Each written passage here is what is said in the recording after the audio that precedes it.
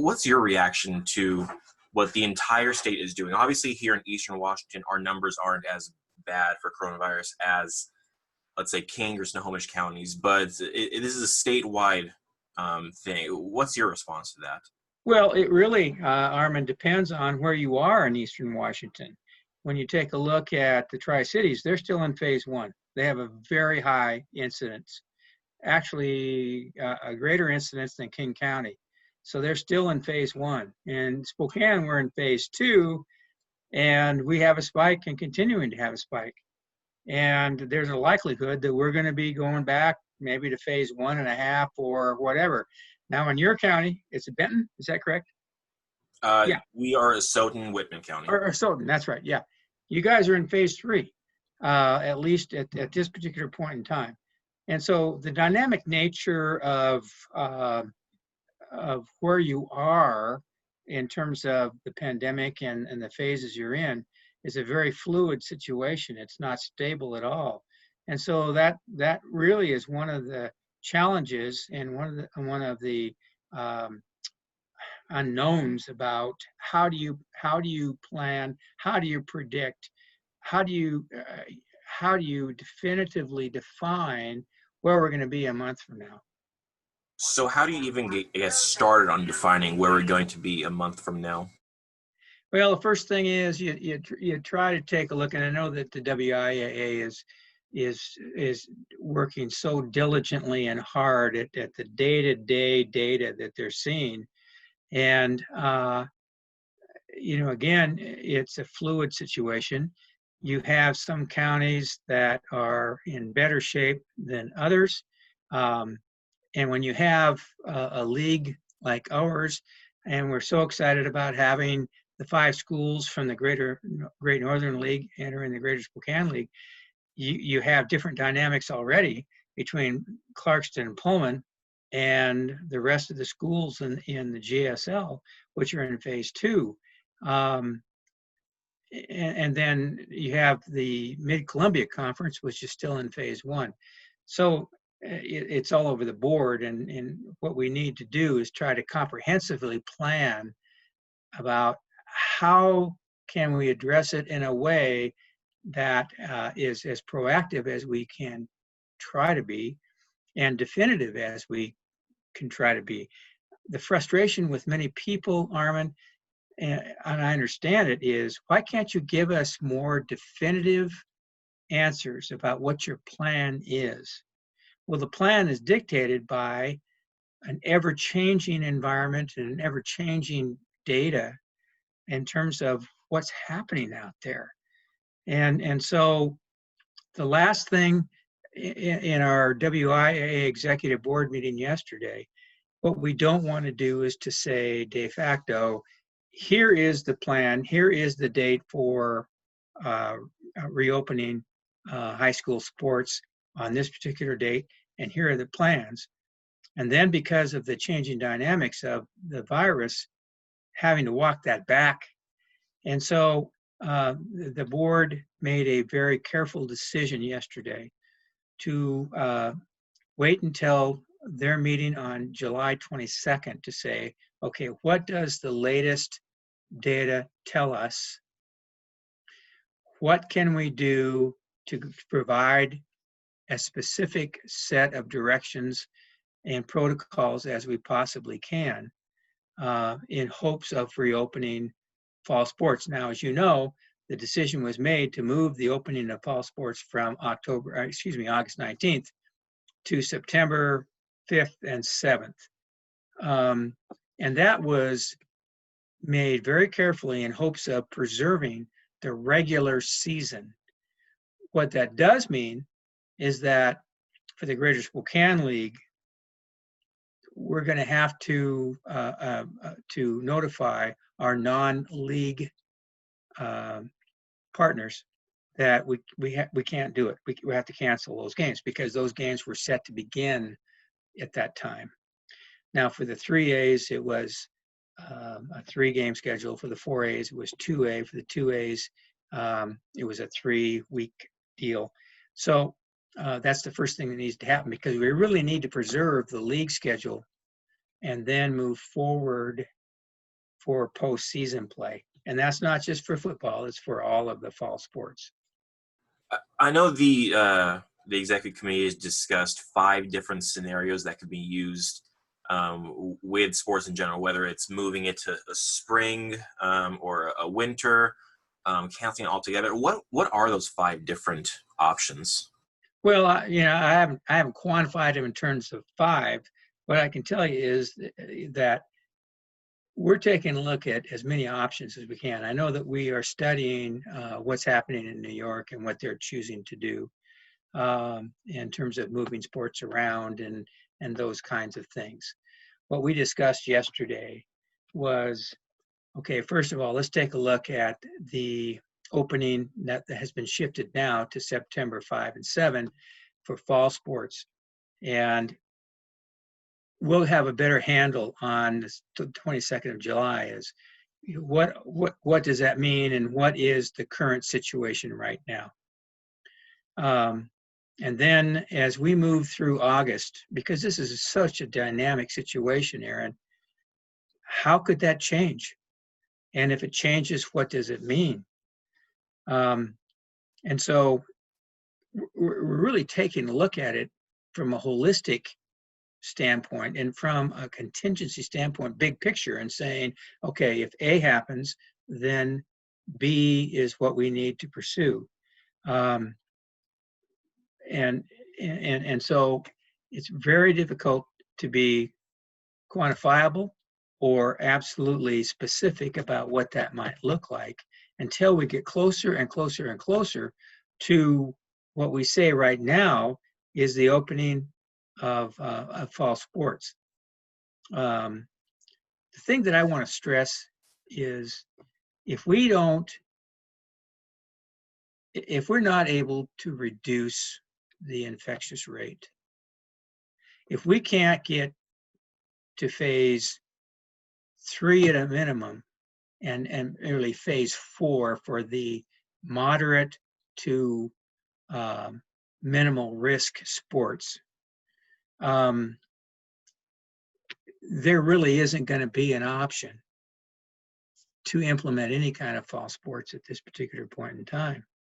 When you talk about football and wrestling, we really need to be even beyond phase 4. And so if you want to establish that as a baseline, the importance of people in our community and in our state to say, not only for the sake of high school sports, but for the sake of our communities and the health of our communities, and for the sake of being able to open in-person public schools, each and every one of us have to take seriously and commit to each other in saying, we're going to wear masks, we are going to social distance, and we're going to wash our hands. And that needs to be a commitment by the entire community. It can't be for some, because if it's for some, we're never going to get to phase 3, we're never going to get to phase 4, and then it's a non-starter. I would also tell you that on the board, we have superintendents from school districts, and I understand their position. And they're saying to us, as much as we value high school sports as being part of the entire educational process of our kids, how important it is, our priority right now is to figure out how to open schools. High school sports is not the same priority. It's priority A and priority B. Priority A right now is opening schools in a safe fashion for our kids to be in person, working with their teachers and the kids in their school and in their community. And so there's a myriad of challenges ahead of us that it has been unprecedented as we know it. How long have you been around high school sports? I'm assuming more than just a year or two, it sounds like. Well, this is my 46th year. I was uh, a principal for 25 of those. My last my last location was principal at Shadle Park High School, and when I retired in 2011.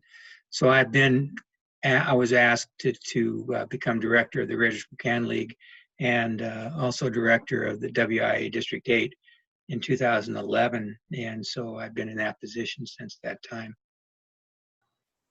In all those years of just being around high school kids, in the sports perspective, when you see people that aren't adhering to this standard set by the CDC and local, state, and federal governments, knowing that that might take away sports from a group of kids or just maybe fall sports in general, what's your reaction to that? My reaction is, let's understand the responsibility that we have to each other, not just to create a situation where we can reopen schools and reopen high school sports, but what is our responsibility to each other uh, as a society and part of our community to do whatever we need and do whatever we can to create the conditions where we can return back to something that is um, feasibly normal, healthy, and uh, really positive for everyone. You know, we can't get in these silos of saying we're going to do this because of high school sports, or we're going to do this because we want to be able to open schools again. It's a larger picture than that, and it's all related. And it's about caring for each other. It's about understanding our obligation as human beings and as member of a greater society, that we have a responsibility. I know that July 22nd from today it's exactly 2 weeks from today. Right. What can change in those 2 weeks that might change the WIAA's decision on what to do with fall sports? 2 weeks Yeah. might not seem like a lot of time, but in a fluid situation, I know it is, but to some people, it might not seem like a lot. Right. Good question. Two things can happen. On July 22nd, we're either going to see an improvement in the amount of infections and hospitalizations. Well, I guess three things can happen. The second thing is it remains the same. Or the third thing is that it can improve to a point where we can advance. And I'm hopeful that by the 22nd, we are going to see an improvement because the entire communities of each of our counties understand the importance of what it means. I worry so much about our kids and our athletes being isolated. And when you take a look at the importance of socialization, of being part of a team, of being part of high school athletics and what that means in terms of the personal attributes that are developed, in addition to the academic pieces that are so important. They are really connected. And I know how painful this is for our high school kids, our teenagers, whose ability to socialize is so important as part of their maturation and a part of their life experience. and their isolation, I worry about that. So then, let's say cases or the number of cases decrease and things are starting to look better.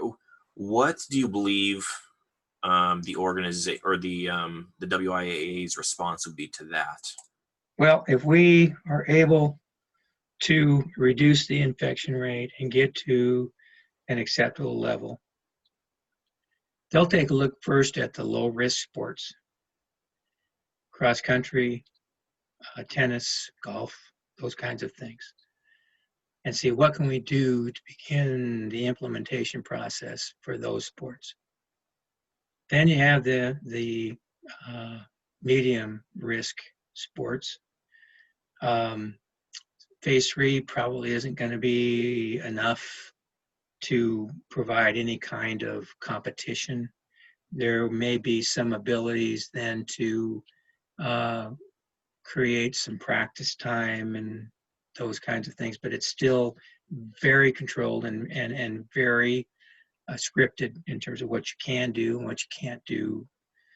And then you have the high risk sports such as football and wrestling. And Armin, we have to get past phase 4 because before those become a reality. And so again, it so much depends upon how our communities and how our individuals within those communities respond to the guidelines and the restrictions that are in place.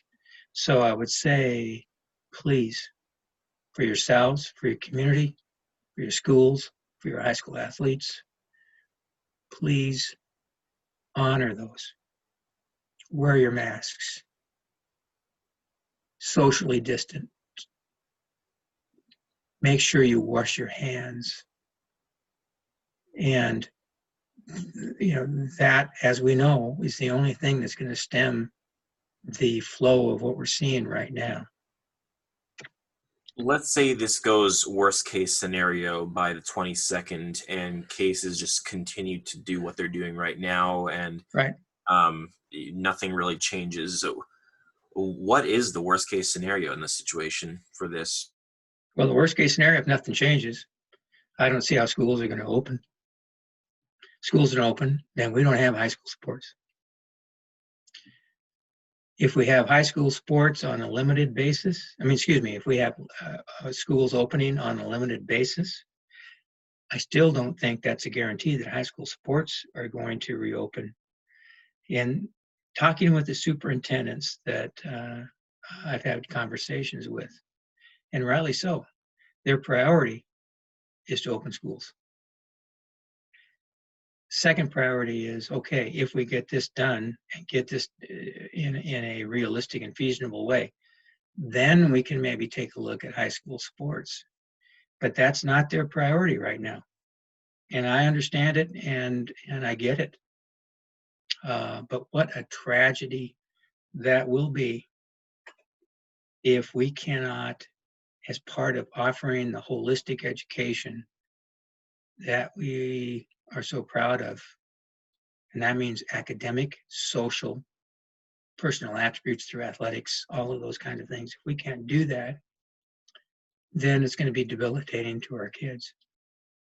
Is there any possibility that maybe, let's say, fall sports, if they're not able to be played, would be moved to winter and spring, maybe like a spring football, like a winter volleyball, something like that? Is that even a possibility? Oh yeah, we're keeping all those options open, and we need to.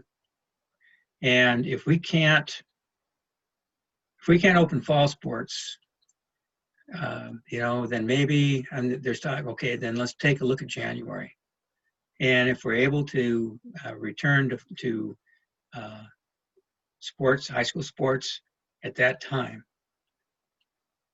in January, what would be the sports we're talking about? Obviously, the winter sports that we already have scheduled, and could we integrate some fall sports into that at the same time without having to make kids make a choice? For instance, could we take volleyball and put that into the winter sports season? And then take a look at spring. Obviously, we would offer the traditional spring sports, but could we put other sports in that area as well without having kids making a choice? Could it be football? Could it be wrestling? I think we need to keep our options open, because we really want kids to have an opportunity to follow their interests and their desires and their passion as much as we can. I know this area of Washington in particular, being right on the border of Idaho, and some schools, let's say in the Tri-Cities area, competing against schools in Oregon, it's a little weird because there is that state-to-state crossover with different mandates, different scheduling, and so on. Is that making this situation even tougher to kind of work around other states too, or right now, or is the WIAA just focusing on what it can control? Well, right now, I think we realize we really can't control a heck of a lot other than how we contingency plan. What we can control is our own organization and the state of Washington and what's best in terms of what we think is best, and collaborating with all of our constituencies and all of our partners. When you take a look at Idaho, obviously they're experiencing a tremendous spike right now as a result of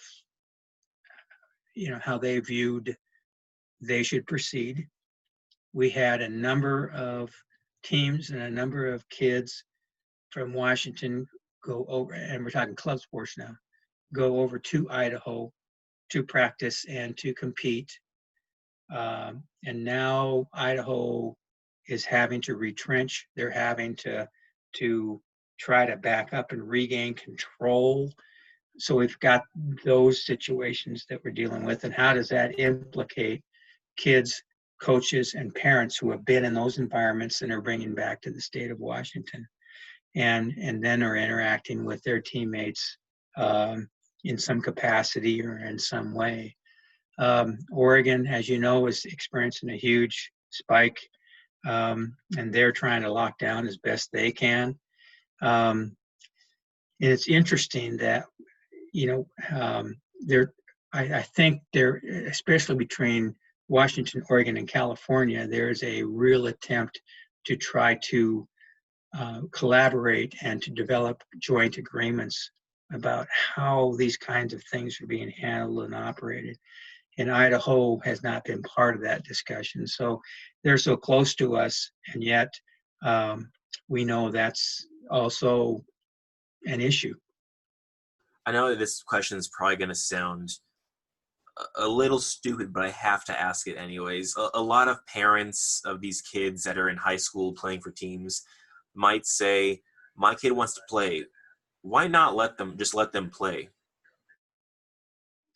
Well, I guess it's a matter of what our responsibility is to the institution, but most importantly to our kids and to our school systems. And we have really a fiduciary responsibility to do that in a responsible way. If we don't look at data, if we don't look at current conditions, and if we aren't rational in our approach, then we have not done what we need to do as the sponsors and as the oversight of high school athletics. As much as we want our kids to return to the field to play, we have a greater obligation to ensure their safety. And if we can't or are not willing to do that, then we have violated the most sacred piece of what our responsibility is.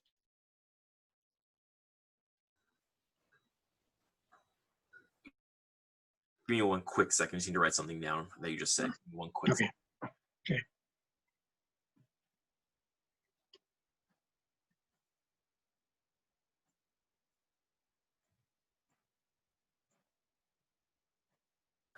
All right.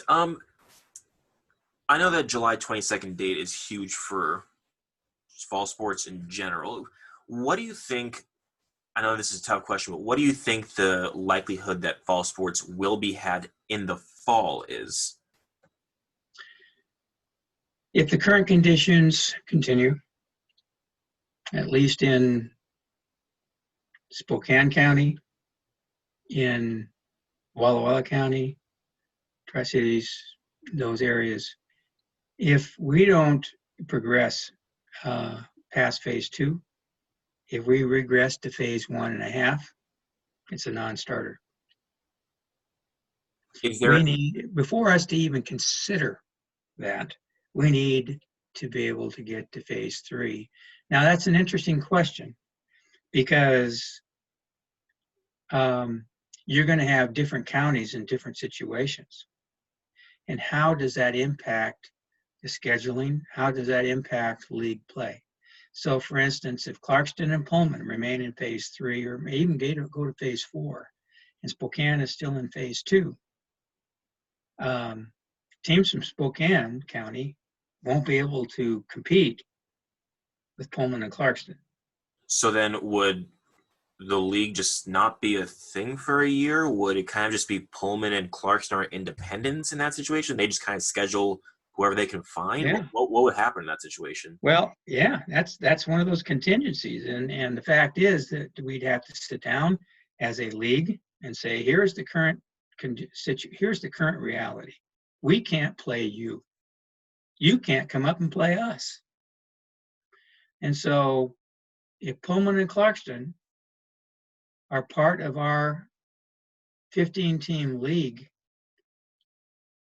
and they are in a situation that is an anomaly from the rest of the league, I'm sure that we would say, please do whatever you can do to engage your kids and to try to provide some competition.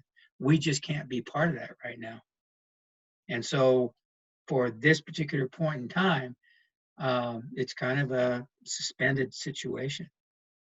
There's something I'm curious about as well. How, like, let's say Cheney is needing to travel to, I don't know, Shadle Park to play a game, Right. and that bus ride. How do teams even travel now?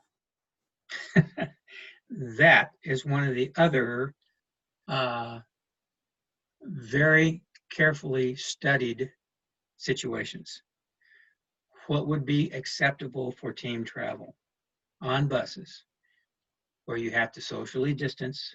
If you're talking about football teams of 70 or 80 kids, what does that look like?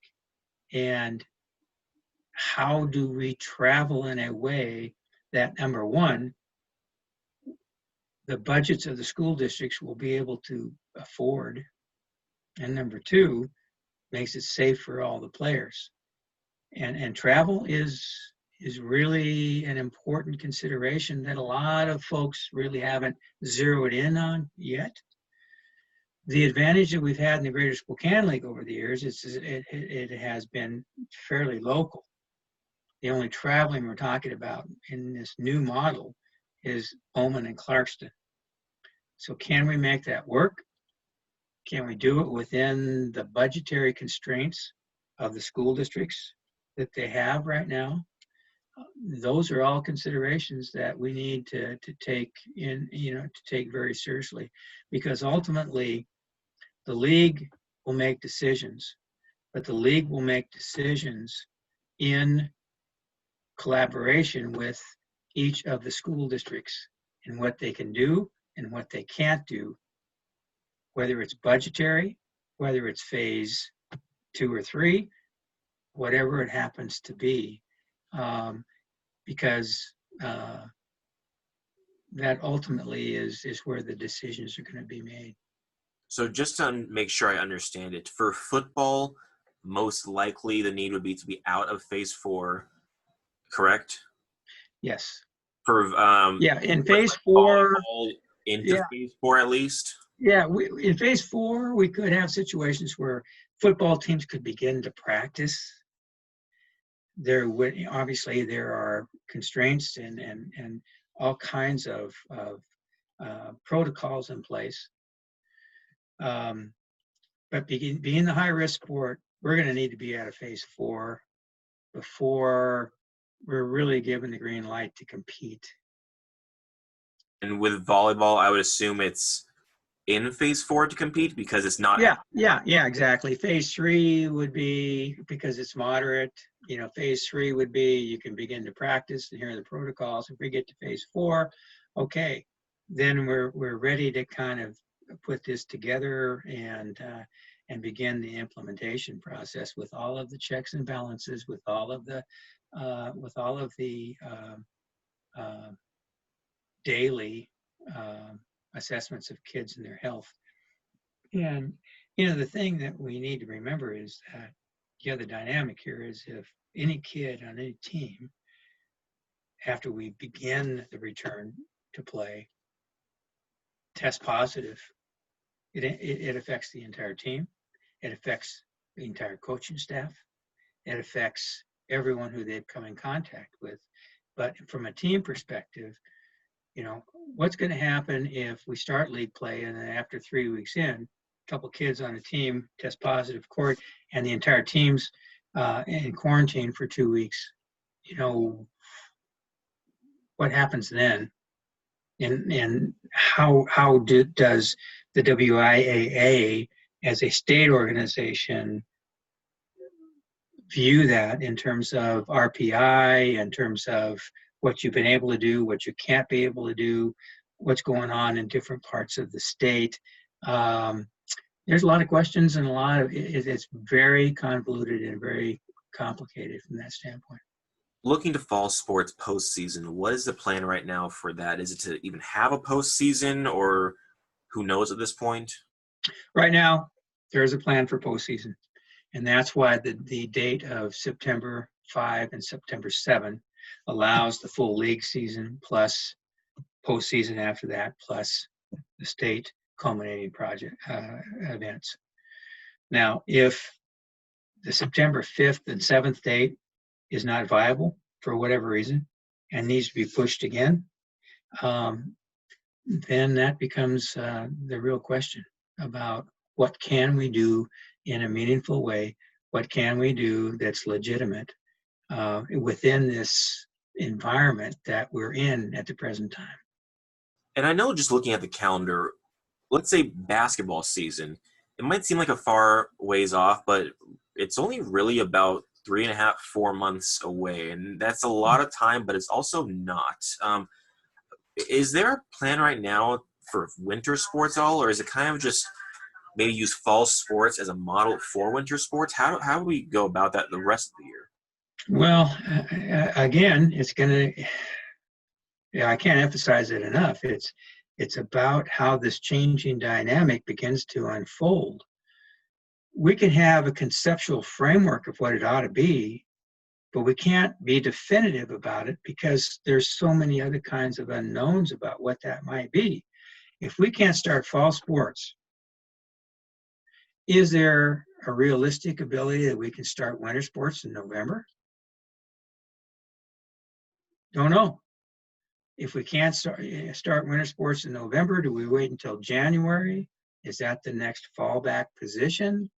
It's almost Armin, like you have a set of data and you're dealing with today's data, which is going to change tomorrow, which is going to dictate how you plan for the near future, which is going to dictate how you hopefully plan for the more distant future. But all of that begins to change. And so I think it's almost, and I understand it, it's a situation where you have different fallback kinds of plans, not knowing which one is viable. Does that make sense? Yeah, it does. As for fall sports, which ones do you believe is most viable for fall sports season? Of all the plans that have been mentioned at the executive level, what do you feel is the most viable for where we are right now? I would say cross country.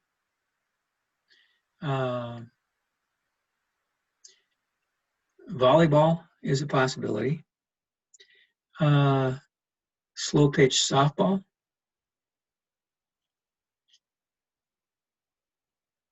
I don't see soccer. Soccer is very much like, even though it's labeled as a moderate risk sport, soccer, there's a lot of contact, and a lot of heavy breathing and and a lot of closeness of play. I'd say that's a pretty difficult one. So if you had a vote for the different scenarios that the executive board has discussed, what would your vote be? Would it be to push it back a few more weeks, fall sports? What would it be if nothing changes? Oof, that's a tough one. And I don't have a vote, so I'm a district director, but I'm not part of the executive board. We have to take the safety and the health and the well-being of our students as the number one priority. And if we are not absolutely convinced that we can, as much as possible, there's no guarantees, if we can, as much as possible, ensure the safety and well-being of our coaches and our kids, then we ought not do it. We need to listen carefully to our governor. We need to listen carefully to our health and medical people, and they will be our guide in saying to us, this is risk, this is worth the risk of employing fall sports, understanding the importance of it in terms, and that's the real tension, Armin. The health and well-being socially and emotionally of our kids is at stake here. Not just their physical health. We need to get them back into schools where they can interact, where they can socialize, where they can reconnect. We need to get them back into schools so that they can compete and be part of high school athletics as part of the holistic responsibility that we have to educate our kids. And so the tension is, do we become, it's that tension between our responsibility to maintain the health and well-being physically of our kids and the health and well-being of our kids socially and emotionally, and the importance of that interaction that takes place in the classrooms between teachers and kids, coaches and kids. All right. Is there anything else you can tell me? I think that's all the questions I have. No, it's been a great conversation, and I appreciate your time. And I wish I was able to be a little more definitive, but that's kind of where we are right now. Yeah. I just know that there are so many people working behind the scenes, superintendents, principals, athletic directors, that so care and are working hard to say, how can we make this work? How can we do this for our kids? And so much of it, quite frankly, is going to be predicated on the response from our community as a whole, in terms of, are you going to follow the guidelines? Do you understand your responsibility as an individual and to the greater whole, or not? All right. Well, I think that's a good place to end it, if that's all right with you. It is.